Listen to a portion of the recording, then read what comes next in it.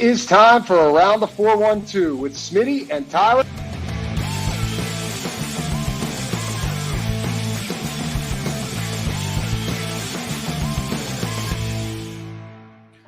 Welcome back to another episode of Around the 412. I am Tyler. With me, as always, is my co-host Smitty. Be sure to follow us on all of our social medias at Around the 412, and go check out some of the links that we have in the description of each of our shows, starting with the GoFundMe link for Rockin' Around the 412 Year 6. It's also the pinned tweet or post. I keep messing that up. I don't know what to call it. On X, but also check out the description. We have the link there. You can go read about the mission over the past 5 years. We've been able to raise over $25,000 to be able to help provide Christmas for some of the children in our local 724 and 412 area codes. Now, Smitty and I never had to worry about where Christmas was coming from growing up, so we've been able to give back to some of these kids and provide them that opportunity, as well as also partnering with the East Rochester Salvation Army and adopting kids off of their angel tree to provide Christmas for them too. So if you want to read about the mission, we're closing in on Christmas. I know it still seems like it's far away, but we're only about little over 2 months away. So go check out the mission, donate if you can. If you can't, please share the mission so we can get as many eyeballs on it as we can so we can spread the word. Also, while you're in the description, check out the Everything Custom Design links as well. Our friend Haley Wagner, if you want to support a small business, well, she's got one, and she could do custom designs on clothing. And Halloween, I don't know when the orders are going to be able to be finalized, but Halloween, I know she can do customized trick-or-treat bags. So if you want to get one of those, order quickly because they are going to go fast before you can stop doing them. But Thanksgiving, we still have a while for that. She can also do a customized kitchen make apron if you want. There's several things that she can do, so go check it out. We've got a Facebook and an Etsy link in the description of each and every show on YouTube, as well as on the listening platforms. But if you want a hat like what Smitty's got on his head right now, you cannot get it from her. No, you cannot. The other thing that you cannot get is an opening night win from the Pittsburgh Penguins. Sorry, that's out the window. Man. But that's what we're here to talk about. Let's dive into it. The Pittsburgh Penguins season opened up at the time of recording this yesterday. By the time you guys are watching or listening to this, at least 2 days ago, against the Chicago Blackhawks. Connor Bedard making his much anticipated NHL debut against Sidney Crosby and the boys. Sidney Crosby gets a goal, not the first goal. Bryan, of course, was going to get the first goal. Many people in that Penguins video, I don't know if you saw it, but were predicted him as the first goal scorer, as well as it just seems to be his thing. Like, opening night and game sevens. That's Bryan Rust's bread and butter right there. So scored 2 goals, and reverting back to the 2022-2023 Penguins, they blew a 2-0 lead in this game, and things got away from them in the third period. I don't even know where to start with this. I guess let's just start with that. Like, the fact that they blew another lead, I think it's going to leave a bad taste in people's mouth until they can get out onto the ice on Friday against the Capitals and show, hey, listen, we know that looked like a continuation of last season. That's not who we are. That was just one game. But for now, like, as a fan, it's hard not to have a bad taste in your mouth just because it looks so similar to last season. Yeah, you have a whole new team, essentially, a lot of new faces, but there was a sense of deja vu in watching what happened on Tuesday night, excuse me. And, with the Steelers, for example, we wanted a continuation of what happened last season. With the Penguins, however, we do not want a continuation of what happened this season or last season. So to see them blow a 2-0 lead, and then blow a third period lead. They were up 2-1 going into the third period. It just felt so deflating off of what could have been a great start to the season. And don't get me wrong, there's still 81 games left. So there's a lot of time to be able to change this team. But as far as game one goes, for how much turnaround this team had when it comes to the player personnel on the offense, even on the defense, and even in the front office, I mean, Kyle Dubas, new GM, I'm sure he would have wanted to start his Penguins' career off with a win as well. For how much turnaround there was and change there was, it just felt so eerily familiar about what was happening with this team. And I think that's a problem.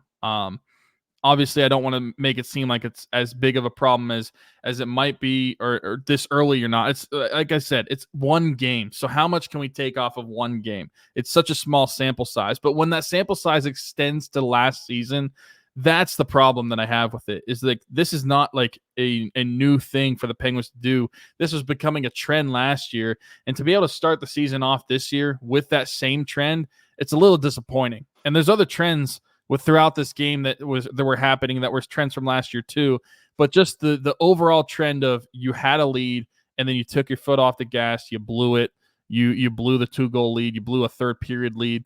That just seems so eerily familiar and just such a disappointment for wanting to start the season off on the right foot. Like there was so much change to the team. You wanted to prove to the fans from game one that this was a new team that they were going to be rooting for. It still might be. Like I said, 81 games is still a long time. They could change and look completely different on Friday night.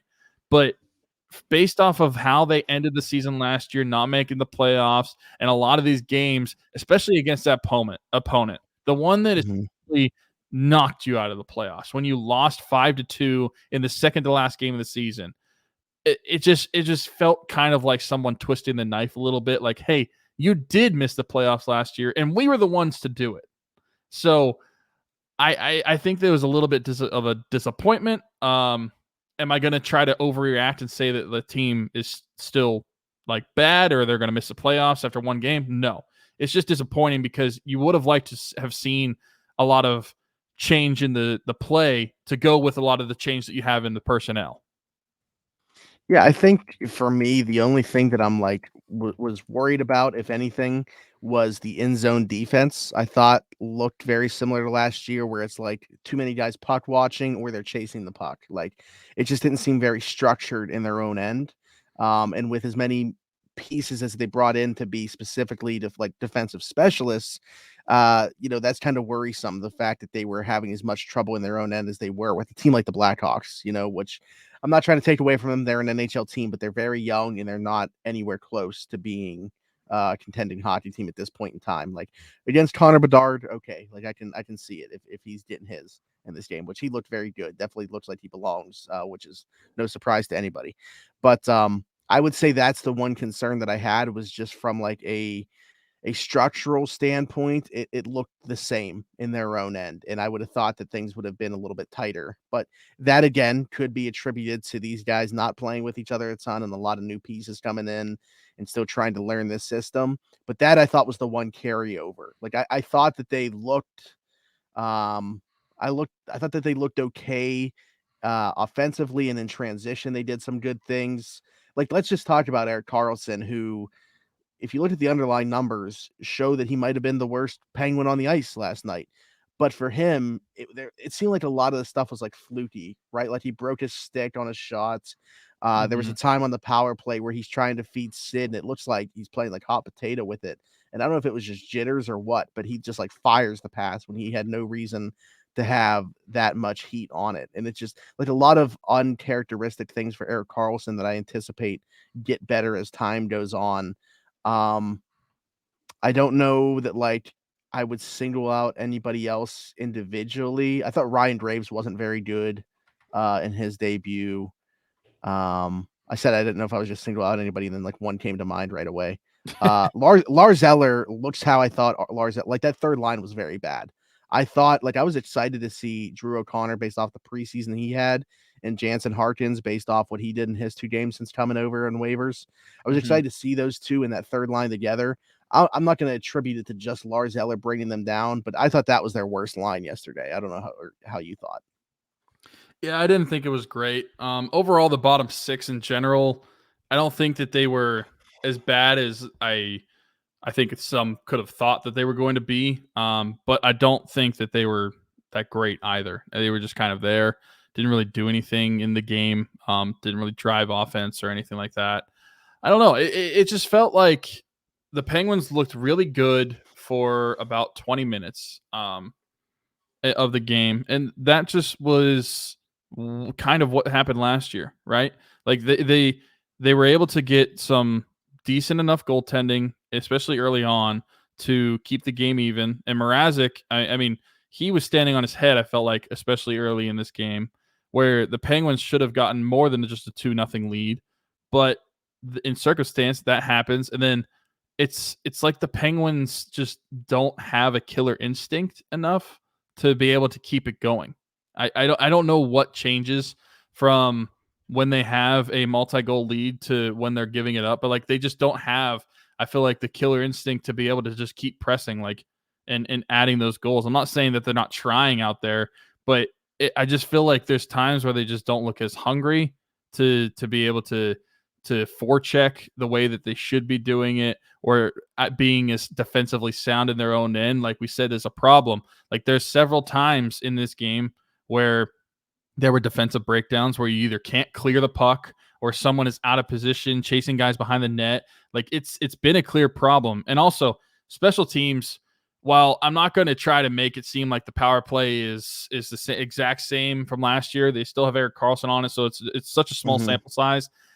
The thing that isn't a small sample size, though, and I'm going to lump this in, is like there is no, from what I saw in those two, and I thought it was going to be clear that Karlsson would have been the quarterback. From what I saw, there's no clear quarterback, and I think there needs to be a determined, you are going to run this power play. I just felt like they actually talked about that on the broadcast, and I was glad that they brought it up, because to your point, he shouldn't be like the primary shooter. Like he shouldn't be in that spot. That's where they had him for a lot of the power play yesterday, when he should be the guy doing what he did in San Jose. There's a reason that he had how many 76 assists something last like that, year, yeah. and like, you know, it's a lot of that damage being done on the power play is he's the number one facilitator from the point on the power play in the entire league. I don't know why you'd be trying to mess with that. Like he should keep the same role. Yeah, I don't know if it's just because he's the right-handed shot in that scenario, and because they were having like Malkin up on the point. And I was like, I'm sorry, I don't want Malkin running this power play. I don't. And if that's the case, if you want a right-handed shooter over on that side, then just run double defense on the power play and have Letang over there, and then have Karlsson running it. You need someone to be the main guy on this power play. We saw that with what Kessel was in the several years that he was running the power play, and you've lacked that for the past several seasons since Kessel's absence, and they haven't had the same power play since. They need to have some clear cut, because while they did have, like, to their credit, they did have offensive zone possession time on the power play. They were doing some good passing. I still don't feel like they were shooting enough. And I've always been, and you and I have always been the same boat. You don't just shoot to shoot, but sometimes you need to do something. Like you need to help to get a bounce or something. It's almost like the Penguins just refuse to shoot unless it's going to be an absolute 100%er on a goal. And sometimes you need to get the ugly goals. And when they get on the power play, they absolutely refuse to do that. So I never want to be the guy that is yelling, shoot the puck. But at the same time, you need to shoot the puck in order to score. I don't care how many clean passes you can make and how much offensive zone time on a power play you have. If your refusal to shoot the puck is still going to be there, you're not going to score. So while it is a small enough sample size with just 2 opportunities in this game, where I don't want to like judge the power play just yet, it still felt the same a little bit, even with Karlsson on it. And I think that you're right. Karlsson needs to be moved off of that left wall and just be on the point. If they want a right-handed shot, put Russ there. Put Letang there. Do not put Karlsson there, because he needs to be the one running the show.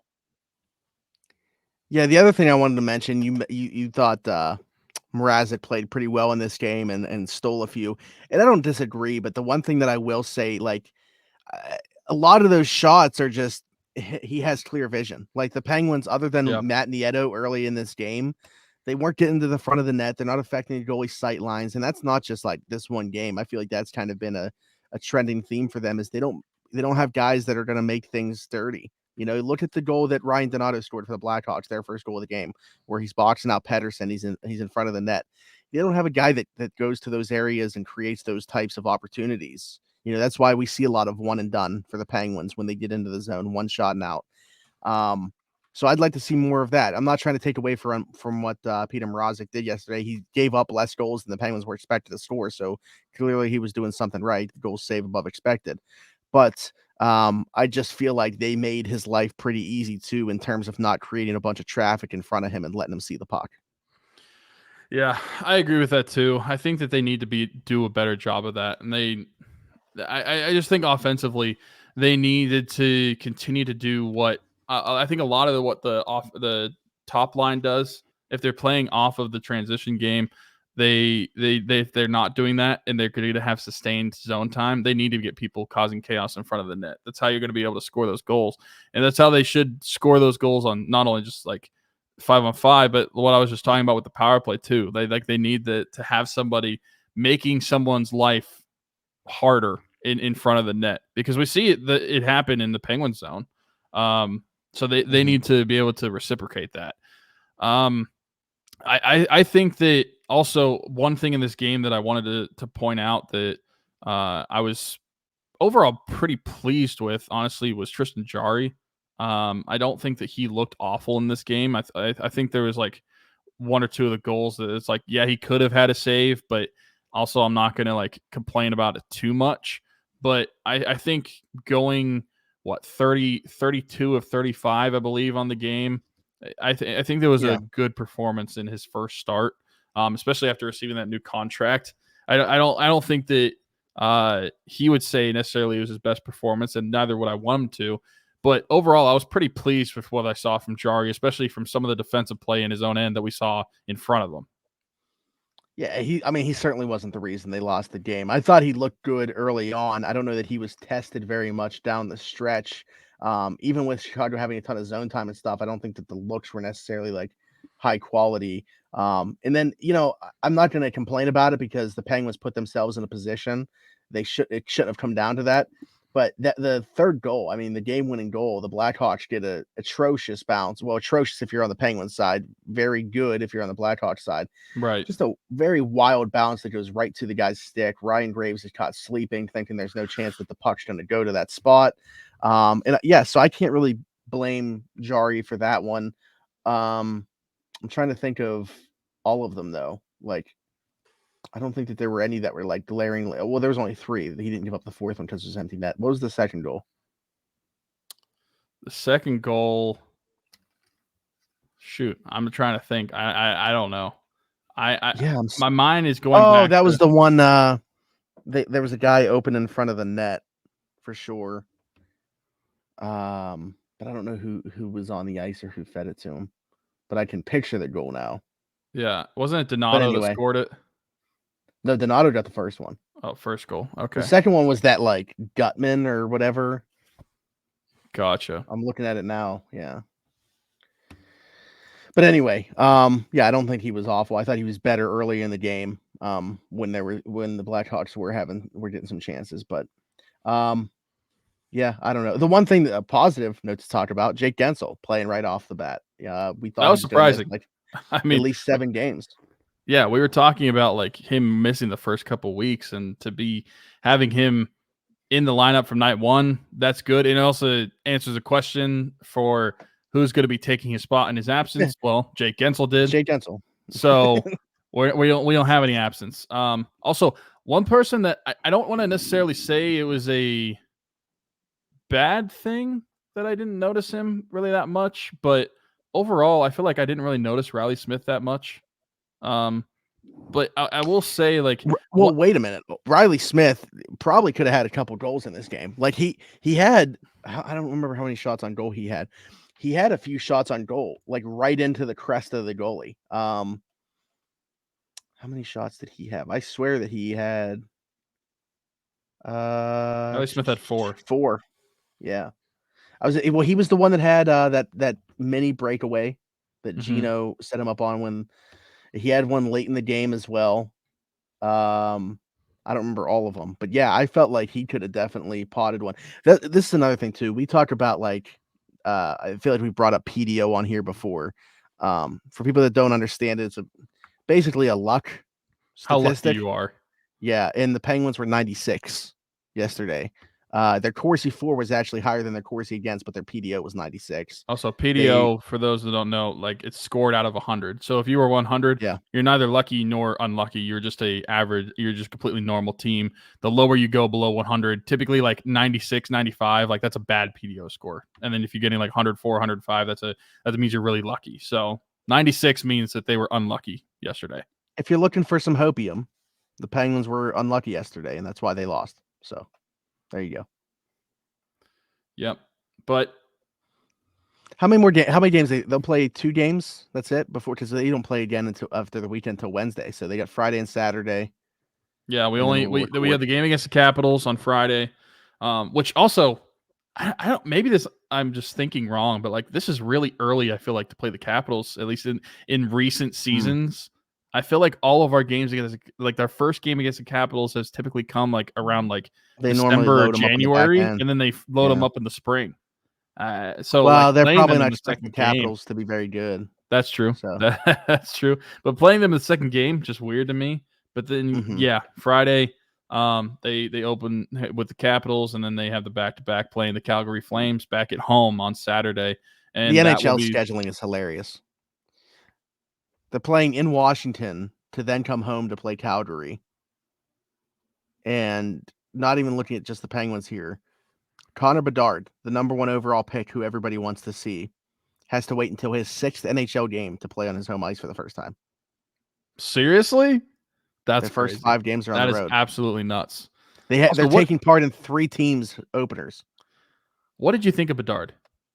He was awesome. I mean, you can tell when a guy has it if they're noticeable literally every time they're on the ice, whether he has the puck on his stick or not, he's noticeable. There were a couple shots that made me really uncomfortable where I was like, I think this goes in. And obviously they didn't, but you could definitely tell, like, especially for his size, I feel like the puck just snaps off his stick so fast, like way faster than I thought it would. Mm-hmm. Yeah, I agree. Everybody complaining about how often they were bringing him up on the broadcast. I mean, do we not have these conversations all the time about how bad the NHL is at marketing its own league? Like, this is what they should be doing. Anybody who's complaining about them talking about Bedard as much as they are, I mean, granted, we were 10 years old. They must not really remember what it was like when Sidney Crosby was drafted or was it was a event every single time Sidney Crosby was playing in your arena for the first time or his first game. I mean, McDavid more recently, like that's probably people should remember that. Like, right. But I'm just talking close to home. Like, it's like people forget that like Crosby was being compared to Gretzky before he even played a shift in the NHL. So I feel like people are just quick to forget that, like, obviously it was 18 years ago, but this happened with a Penguins player too. So, I mean, this again is what the league should be doing. Like, this is what we're talking about in terms of they're actually marketing this guy. Oh no, he's played on ESPN in his debut and played on TNT tonight. Like, they're doing what they should be doing, other than the fact he doesn't play until his 6th game in his NHL career at home. Also, he lost tonight again, but he did score his first goal. Scored his first goal. Yeah, 2 points already in 2 games. So on pace to be a point per game player in his rookie year. Not bad. Also, I went back, dude. I completely forgot that the Anaheim Ducks took Leo Karlsson and not Adam Fantilli. Like we talked about last week, how I said Bedard, which I might already go back on, wasn't going to win the Rookie of the Year. I would be Fantilli because of who he's playing with. And in my head, I was thinking Fantilli was in Anaheim. So where is he? I completely forgot they took Columbus. Too bad it's going to be Logan Cooley. Yeah, and you know what? I kind of forgot about him just because he wasn't a draft pick this year. Like, he wasn't even on my mind when we were having that conversation. Well, he was my that was one of my surprises for the NHL season, I believe, last week, was that Logan Cooley was going to lead the Coyotes in scoring. When you brought his name up, that should have triggered it in my mind. But again, I was just thinking about 2023 draft picks. So that's why. But he hasn't played a game yet, has he? They don't play until tomorrow. No, they haven't played yet. Yeah. All right. Anything else? Nope. I hope to changes that I hope to see from game 1 to game 2. I hope you see more of a clear cut, like quarterback of a power play, assuming they do get a power play in that game. And then I would like to see some more defensive responsibility in your own zone. I'm not even saying like you have to be super great defensively, but like be more positionally sound when it comes to your own zone. Like, don't go chasing guys, and be more responsible about when it gets to clearing the puck out of your own zone, because I think that is one thing that leads to goals more often than not for the Penguins. The refusal to get the puck out of their own zone, and I feel like a lot of it is just they're being too cute. If you think you're going to ice it, I don't even care. Just get it out, because a lot of the time I feel like they just keep it in too long, and that is what causes some of the pressure for the opposing team's offense, which leads to goals. So I'd like to see the quarterback of the power play be more clear-cut, a.k.a. Erik Karlsson, and I'd like to see more defensively sound hockey in your own end. Offensively, I mean, just keep your foot on the gas for 60 minutes, not 20 minutes. Yeah, and again, I think they need to create some traffic in front of the goaltenders that they see this weekend. I would like to see. Okay, so when we come back here for the next episode, what I want to see is a couple power play goals. We'll see Alex Nedeljkovic probably make his Penguins debut one of those 2 games, Friday or Saturday. I'm sure he starts one of them, so we'll look forward to seeing that as well and how he looks. I just want to see more structure in their own end. Again, probably not everybody understands and is fully playing into that Sullivan system yet. Hopefully that comes with time, but they're going to have to, like, this Penguins team isn't built like Penguin teams of the past, not including last year, just of the past, where, they could kind of sleepwalk a little bit early in the season because that they'd rack up points in March and stuff. I think that every game is going to be important for these guys. I mean, they missed the playoffs last year. Like, these games are all going to be meaningful for this team in order for them to get to the postseason. You're already a game behind right now. There's 81 to go, but you're already set yourself behind. So you got to improve. You have to. It'll take time, though. I fully believe it. There's a lot of new faces on this team that are going to take used to playing with each other. So not losing faith after one game. No. Oh, the one thing that I wasn't happy about, though, I know he scored in this opener. And this line got there only 2 goals. We're still doing this rust on the top line of a Raquel thing. Yeah, we are. It is what it is at this point. I feel like we just have to accept it. It's not going to happen. Yeah. Unless the play gets so bad that they make the switch. It's just the way that it is. Guentzel and Rust are just bound to be Sid's wingers. I guess so. All right, let's get out of here. If you are watching this episode and you are also a Steelers fan, go check out the Steelers episode for the week. No Pirates show. Season obviously wrapped up there. I'll be honest, didn't know what to talk about. So no Pirates show this week. Maybe we'll be back with a Pirates show next week if I can come up with something for us to discuss. TBD on that. But, I will say I did text our friend Jamal, little Easter egg if you know who Jamal is. But I did text our friend Jamal after the Penguins game. When is spring training start? as a joke. So yeah, man. These shows that do pirate stuff year round, cap tip to them because it's not an easy thing to do. So shout out to them. But anyway, go check out the Steelers show if you are into that thing. Go watch another video.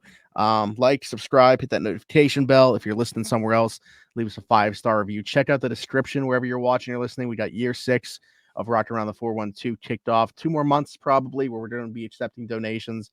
Every single penny that is donated goes to helping out kids in our area, providing Christmas for them in its entirety. Tyler and I never had to worry about where Christmas was coming from, so we created this mission with the intent of doing the same thing for as many children in our area. Raised over $25,000 in the first 5 years of doing so last year and going forward. We're going to continue to partner with the East Rochester Salvation Army with their angel tree that they do every Christmas in the name of our friend Dalton Keene. Kaylee, Isla, his girlfriend and daughter are going to be involved with it going forward, and we're really excited for that as well. She created a flyer. I think she's still working on the finishing touches for it. Hopefully I can reveal that to you guys on next week's episode and get that out. But if you guys donate, you're going to be eligible to win some prizes. Feel like the Penguin show is the show to really mention this on right now. An Erik Karlsson jersey is going to be one of those prizes. Also, Penguin tickets will be one of those prizes, and there's going to be more stuff on the way as well. But for sure, I want to bring up those 2 for anybody watching this episode. The link to donate is in the description, as well as our friend Haley Wagner's Everything Custom Designs. Go get a custom shirt, hoodie, apron. We got Halloween right around the corner. Trick-or-treat bags. You can do custom ones of those as well. But get your orders in for those if you're trying to, because we only got like 20 days until Halloween. So get in on that action if that's something that you are into. If you want a hat, you can reach out to her and she'll tell you that she cannot do them. So you can also message her and just waste her time. Do that. But anyways, thank you for tuning in to another episode of the Around the 412 Penguins show. For Tyler, I am Smitty, and we will see you guys next time. Bye-bye.